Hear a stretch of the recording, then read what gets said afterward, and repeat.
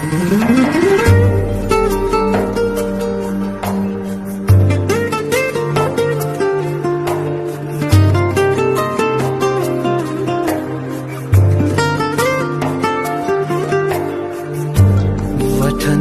ای وطنم، عشق تو در جان و تنم، گرچه دورم زیبرد از تو من دل نکنم.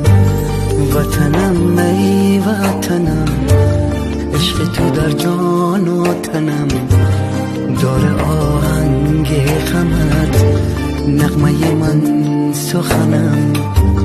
در دلم دارم تمنا ای دیار نازنینم، مردمان خستت را بی غم و راحت ببینم.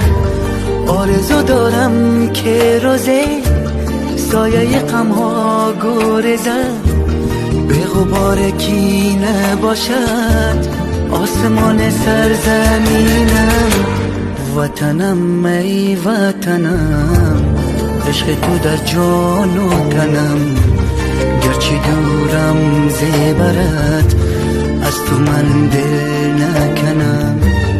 وطنم ای وطنم، عشق تو در جان و تنم، داره آهنگ غمت نغمه من سخنم.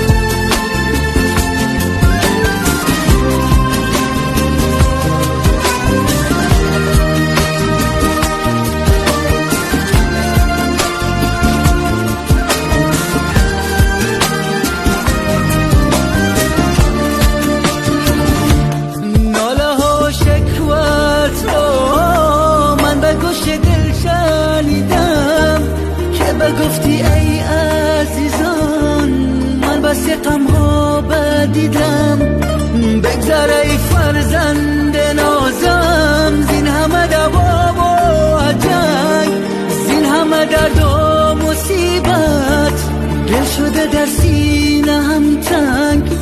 گر کویر تشنه باشی نشوم امر باری، تازه قطره قطره اشکم تازه تازه گل بیاری. وطنم ای وطنم، عشق تو در جان و تنم، گرچه دورم زیبرد از تو من دل نکنم.